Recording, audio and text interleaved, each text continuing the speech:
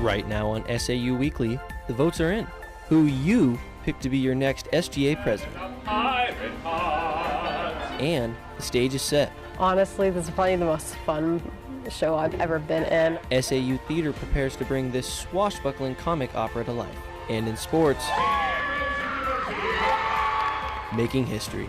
We knew it was going to be hard to come back and three-peat. SAU's cheer and dance teams leave their mark at nationals once again, plus breaking records. As women's lacrosse fights for a playoff spot, how one athlete is leaving a lasting impact. Your latest news and sports from St. Ambrose University starts right now.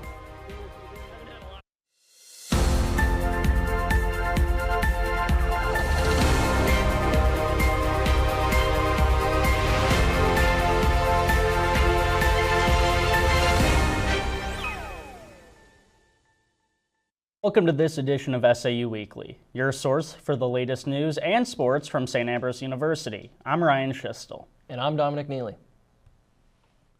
Voting for next year's Student Government Association President and Vice President occurred on Thursday. You might recognize the winners from their shirts and hats. Matthew Ardaugh and Kirti Mon won the election, beating out Taylor Snook and Kaya McKinley, as well as Jackson Eisenbarth and Jack Day. Matt is involved with the Campus Activities Board as well as SGA. Kirti is the member of the Biology Club and a member of the Chemistry Club and Dance Marathon. To talk about their campaign and their goals for SAU, let's send it over to SAU Weekly's Grant Ward in this week's What's the Buzz?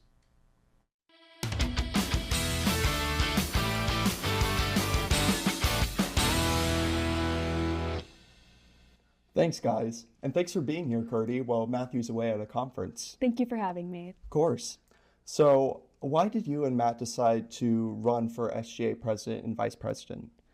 The reason that me and Matt decided to run was basically because we wanted to have a different voice, a different perspective, and just overall a different alternative to the student body. And what we've seen so far throughout the years is that we can contribute a great amount of collaborative voices, not just within the student body, but just overall with other people, and then what we have to offer on campus. So we thought bringing that into as a vice president and president will be a great initiative in general, and just overall kind of helping whatever we can do. Can you tell me about your overall experience being on SGA leading up to now becoming the vice president for 2025 to 2026? Yeah, so I was only a SGA senator for about a year, and I began my junior year, but I've heard of SGA since the beginning of my career here at St. Ambrose University, and I knew that what they were doing was basically helping the student body better organize whatever they have to say and however they address their, however they want to address any concerns, any administrative kind of effects, and just that of. So I've always known about that throughout my career. And then as I was transitioning into becoming a senator, I realized how much of the background effects that are there as an SGA senator or any member of the SGA. And seeing that really inspired me and really wanted me to kind of help out even more and further and take on those more higher roles and initiatives. So I'm going to guess from that experience, that's at least part of where your slogan, Believe in Better, comes from. Mm-hmm. Was that part of the process, or can you really walk us through how that slogan came about? Of course. So me and Matt met earlier this semester to kind of talk about whether we wanted to run, and if we wanted to run, what would be our strategies, our basic implementations that we wanted to make, initiatives and thereof. And something that we made a list of stuff that we think that this could be a great way to kind of not just incorporate how the student body wants, but also just over in general, what we think we can do for the student body. And just looking at that list and overall what we had in store for everyone, we wanted to see that what we can do. And we believe that Ambrose is almost already amazing, but just incorporating something that we can bring by building a even better what we have from starting off of. So one of the ways that you are believing in better, from what I've heard, is with your campaign goal to improve student living conditions. How do you hope to achieve that? We're going to start off small, of course, because everything every student, everybody kind of has smaller connections and just overall what they want to do. So one of the things that we have planned is bringing in new vacuums for all the resident halls. And that would start off with just like kind of seeing where we're at with vacuums, how they are performing right now, and just working with that, and then going initiative with SGA to try to fund new vacuums and just overall create a better, at least cleanup spaces. But then from there, we can move on to more further student feedback. Oh, definitely nice to have. Yes. Really looking back at your time as senator, at your time as a St. Ambrose student, there have been many different presidents and vice presidents for SGA. What do you hope to do differently from that? Well, with all of the presidents and vice presidents, they've done a wonderful job in their own manner. What we hope to do is just bring in something that me and Matt call a diversity of perspectives. And looking at our backgrounds, Matt is a business major, I'm a biochemistry major, just seeing different worlds kind of come together. We want to bring in that perspective and just overall a more of a community involvement. I mean, what we've done so far is just basically to kind of incorporate every voice into whatever we are trying to do as initiative-wise. So I want to incorporate that and just overall have me and Matt basically run what we would feel like would be a better initiative for our student body. So just kind of working off of that aspect. Nice. So you mentioned you're a biochemistry major. Yes. From what I found, you're president of the biology club, you're in chemistry club, you do dance marathon, you do a bunch of things for this campus. Do you feel like your work in SGA will impact other student organizations? Really, how do you hope to work with other student organizations, such as PRISM, the Black Student Union, the clubs that you're in? So what we think, me and Matt were thinking was, regardless of whether we're involved with other stuff, we, as of right now even, we've seen the influence that SGA has on these other clubs, whether it's coming in for money requests, whether it's endorsing something, whether it is just talking about it, spreading the word. We as student leaders are kind of committed to that aspect, to serving a better community for St. Ambrose University, which is one of our foundation service. And just working with that aspect, we already have a kind of connection with other clubs, and right now we're kind of just going further along with that. I mean, what we can support from the very start, we're just going to amplify that support throughout other organizations that we're in, other clubs, and just overall the student support. And seeing how SGA is overall leading that example, we're just going to continue that, if not amplify it. Well, finally, do you have any words for your fellow candidates? Of course. So I think in general, it was a wonderful campaign and an election. I couldn't have asked for better running mates to run against. Me and Matt agreed that overall, it was something that was a humbling and overall grateful experience to be part of this election this year and running against people who have similar values, similar morals, and just are overall very great people. And at the end of the day, whoever had the loss, whoever had the win, we're still one community together. And I think that is something that we need to move forward with and just overall create a better atmosphere. So when we make these initiatives, we work together as a big whole. That's great.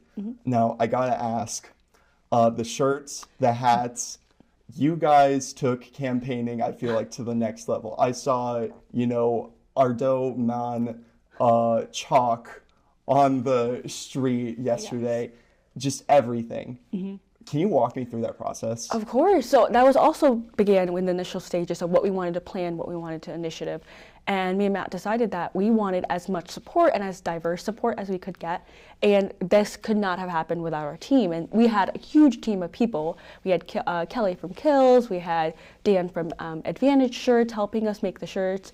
We had our team on campus, our student people, such as Faith Wadley, Chase Mason, Owen, Alexis Morgan, my supporters, like Nora Perkins, Ashley Nordstrom. All of them have been absolutely amazing in just being the supporters that not only help kind of voice your voice out, but overall just leading that example of how they are helping and how they think that we can lead by example. And then when we came up with all these type of different initiatives, one of the main things we wanted something like we haven't really seen before, and we thought maybe like shirts and the yard signs and just overall the flyers everywhere. It was just a different aspect that you don't really see campaigning, or we haven't at least seen campaigning since I've been here on campus. So we wanted to just kind of blast everything with everything we had and just like work our way throughout that. So we had a lot of support. We could not have done it without their entire campaign and the voters who voted. So it was just like a huge group of people that kind of made this happen, and we couldn't be more thankful. Definitely. Well, thanks for being here, Curdy. Yes, thank you. Congrats to you and Matt on your new roles. Thank you so much for having me. Of course. Back to you guys. Thanks, Grant. Each year, the World Affairs Council of the Quad Cities brings different cultures together on campus to celebrate their histories and learn from one another. SAU Weekly's Evie Breitbach tells us more. In the Rogalski Center Ballroom, representatives from countless cultural backgrounds gathered together for the World Cultures Festival, hosted by the World Affairs Council of the Quad Cities. We invite a whole bunch of cultures and we just try to get people together, and then everyone comes here, represents their culture. The event featured performances, fashion, and tables from each culture represented. It was a great opportunity to learn about a culture different from your own. And this is all about, how we learn about our members of the communities. But it was also about more than just learning. This is a way to bring people and in our communities together. It's more about, interacting with each other. We are having introduced ourselves and, exposed to different the cultures and having different food samples and knowing their cultures a little bit more. And for some, the World Cultures Festival was especially meaningful. It's really nice to have this event just because my culture is also represented. I would definitely encourage people to come. I think it's a really nice event, and then like even myself, there's a lot of cultures I didn't even realize were being represented, and then I came here and I saw everything, like all the dances, all the different attire. It's really nice. For SAU Weekly, I'm Evie Breitbach. Thanks, Evie. If you missed the festival, be on the lookout for more World Affairs events throughout the year. More information can be found at wacqc.com. It's been a busy spring for SAU's theater department as they prepare for a special performance never done before. SAU Weekly's Jessica Vargas gives us a behind-the-scenes look at their latest show, Pirates of Penzance. That and oh pure and peerless maiden. Each performance from SAU Theatre is different, but this is a proof of concept, really. We haven't done anything in the round down here, truly. Apprentice to a pilot. Pirates of Penzance allows SAU Theatre a chance to have more fun. I've enjoyed watching it with my kids. It's a fluffy enough piece, but it is also a classic, and so it has beautifully written music, but it's all very silly as well. And you are one of us till the clock strikes 12. Even audiences can expect to join in on the fun. We wanted the audience to not have that separation and really bring them in and let them experience some of the fun that we're having producing. Viewers can expect to be sung to directly, be given part of a costume, and even take a seat on stage. Definitely a bit more interactive than our last shows have been. So I think they can expect to have a little bit more fun with it and to get more close to the action. It's a full circle moment, as this is the biggest show yet on their U stage. And they've invited alumni, staff, and faculty to showcase their talent. And the stage is literally a full circle. Erin and I were talking about all the different ways we could use this new space. We recently renovated the theater down here, and we're still working on it and still improving it every year. But we wanted to see what could happen if we put more seats in a circle and how that changes things. It's taken months of preparation, but this swashbuckling showcase is sure to keep audiences entertained. I think that's going to bring something different here at St. Ambrose, especially if it's something the audience hasn't seen before. With SAU Weekly, I'm Jess Vargas. Thanks, Jess. Showings of Pirates of Penzance will begin on the last weekend of April, Friday and Saturday at 7:30 p.m. and Sunday at 3. It will also run the first weekend of May. Last night, dozens of students came to the WRC to play for a chance to win a $150 gift card in the 3rd annual Hoops for the Homeless tournament. A fundraiser, hosted by Campus Ministry, donates all the funds raised to Cafe on Vine, a local soup kitchen that serves free soup to the less fortunate. I've been doing it for 2 years now, and it's really been a joy to just do. It's not just about basketball, it's about using that platform to help those who actually need it, those who weren't blessed with as much as we have, because we're truly blessed as college students here. Overall, more than $300 was raised at the event. For those who could not make it this year, Campus Ministry will be hosting the event again next year in the WRC. Coming up next in sports, SAU Dance and Cheer fight for a three-peat at Nationals. And the SAU Esports Rocket League team ups their game at the conference tournament. Join SAU Weekly's Ross Willerth as he takes you inside SAU athletics. Stay tuned. Capture a piece of the past with Trash Can Annie, where vintage meets vibrant in every stitch. Browse our carefully curated collection of clothing and accessories ranging from the late 1800s to current styles. Dress to impress with Laura's unique style and wardrobe consultations. Find a style and make it yours with Trash Can Annie, your destination for timeless fashion. Visit Ragged Records, one of the largest record stores in the Midwest. Browse more than 30,000 new and used records, from timeless classics to new releases, and rare finds in every aisle. New to collecting vinyl? Check out our large selection of stereo equipment to spruce up your listening experience. Find your groove at Ragged Records, located along Motor Row in Davenport, and in Rock Island next to Roz Talks. Whether you're a competitive runner, looking to stay fit, or just looking for comfort and support, Running Wild has you covered. Locally owned for more than 3 decades, Running Wild is the Quad City's trusted source for athletic wear and accessories. No matter your experience level, we'll help you find the right fit with all the top brands for running and walking and the latest in running apparel. Open 7 days a week, just up Brady Street. Don't walk, run to Running Wild, your run specialty store.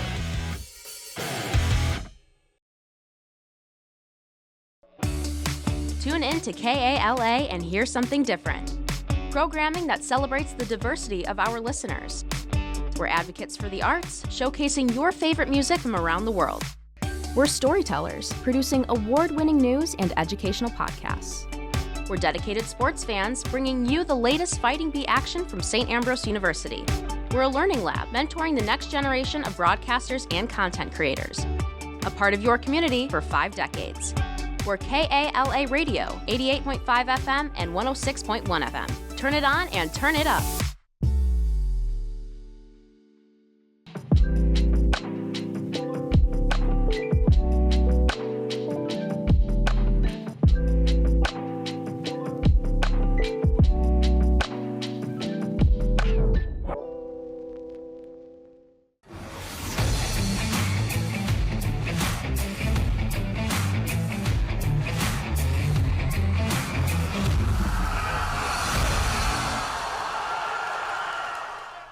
After another amazing season for St. Ambrose competitive cheer and dance, both squads once again took center stage at Nationals in hopes of securing historic victories.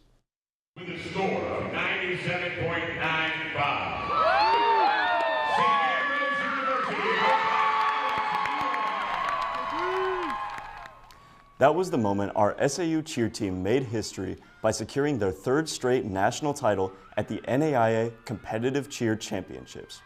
The Bees won it in style, posting the highest score in the competition's history of 97.95. The 3rd championship is extra special for first-year head coach Alex Newenham. It means a lot. Our team definitely has the work ethic and stuff. We just knew that it was going to be challenging coming in at the beginning of the year, and not only, making it to the national level, but just coming back and winning again. It's harder to win one time, but it's harder to come back and win again. So it definitely means a lot, especially for me being in this new role, but I definitely have to give the credit to my team. You know, I have a great leadership on our program, and my coaching staff. They've definitely helped for sure get to where we are today. SAU had 12 individuals named NAIA Competitive Cheer All-Americans, 7 of which being named on the first team. The Bees hope to secure a 4th national championship in a row next season.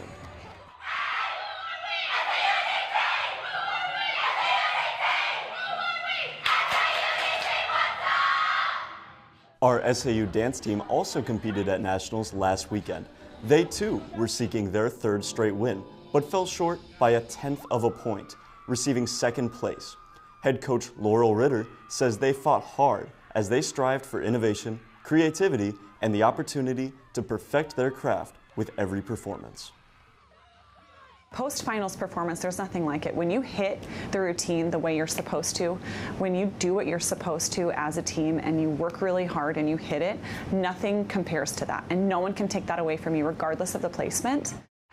9 Fighting Bees earned their spot on the NAIA All-American Dance Team, including Josie Kaffenberger and Sarah Gundacker, who were named Co-Dancers of the Year in the NAIA. Congratulations to both our dance and cheer squads for another remarkable season. Last weekend, the Esports Rocket League team competed in the Hart Tournament, going up against other schools like Graceland, Central Methodist, and Missouri Valley. SAU faced off against Missouri Valley in the grand finals, but fell short in what proved to be a tough match for the Bees. It's obviously a little disappointing that we didn't get first, especially because we did get first last season. And so we were expecting or hoping to get it again. And it's a little disappointing, but Missouri Valley, who ended up getting first, they played a really good game. And we still think we played really well despite our loss. And so we're happy with how it went.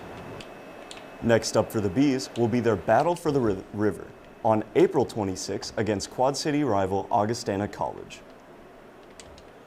The women's lacrosse team is fighting for a conference playoff spot, and one senior has left a lasting impact this season and in school history. Annabelle Brown, a senior on the women's lacrosse team, broke 2 school records. First, Brown passed Laurel Hosley's career points record on March 13th with a 6-goal game. Then, over the weekend, she scored 4 more goals. Those goals led to Brown breaking Maddie Wiltrout's career goals record. As of right now, Brown has tallied 122 goals and 183 career points. Just having my team around me has really and supporting me has just really helped in that process. And I'm proud of myself, but I'm also proud of, you know, every version of myself that got me here. And so, yeah, I would just say proud. Brown and her fellow seniors will be honored this Saturday when the Bees take on number 2 Benedictine for Senior Day. Heading over to St. Vincent's, the Fighting Bees softball team played their first game outdoors against conference opponent Trinity Christian. In the first game, the Bees grabbed the early lead in the 2nd inning, Parker Leonard with the line drive to the left field for a double. A couple batters later, Ellie Downing with a double of her own down the right field line. Leonard comes around to score. That makes it 1-0 Bees. Later on in the 5th, the Bees still up 1-0. Pitcher Leah Morrow gets out of the jam. Trinity flies out in the infield, leaving 2 runners stranded on base. Unfortunately, the Bees would fall short, losing 2-1. But despite the loss, the Bees are playing their best softball of the season, winning 6 of their last 8 games. So we're just kind of finding our stride now. The hitting is coming along. Our defense is great. Pitching is great. So I think we're in a good place to challenge for the conference championship going forward. Going down the stretch, it'll just continue to get better as we trust ourselves and know that if you're not going to get it done, you can just pass the bat and the next person down the lineup is going to get it done. The Bees will get a break this weekend after their doubleheader against Olivet Nazarene was postponed. They'll hit the field again on Wednesday as they take on conference rival St. Xavier. That'll do it for Inside SAU Athletics. I'm Ross Willarth. And that's all we have for you on this edition of SAU Weekly. We'll be back next week with the latest news and sports from St. Ambrose University. Remember to check out the SAU TV Facebook and Instagram pages for our newscast, top stories, and more. You can also find them on the Hive at sauthebuzz.com. We'll leave you with this week's campus question. Who's your favorite professor? Thanks for watching. All right, who's your favorite teacher on campus and why? Ooh, it's a hard one. Would have to be Dr. Who. Since I went to sports management, he's been making it really fun. Probably Kerry Tucker, because every time I go see him, it's just a fun lesson for guitar, and then he's always a nice guy to talk to, and he's always there to listen to. My favorite undergrad professor was Brenda Peters. I had her for anatomy lab, and she was super great, super helpful, and made every lab a lot of fun. Probably Professor Sarah Lupke. She's pretty helpful when it comes to everything in the marketing department, and she's pretty kind. That's a really hard question to answer because there are so many great faculty members here, but I would have to probably say Joseph Lappy because he's really good at what he does, but he's also great at making art and design content relevant to everyone, no matter where you're from. Well, I mean, come on. It's got to be Greg and Jordan.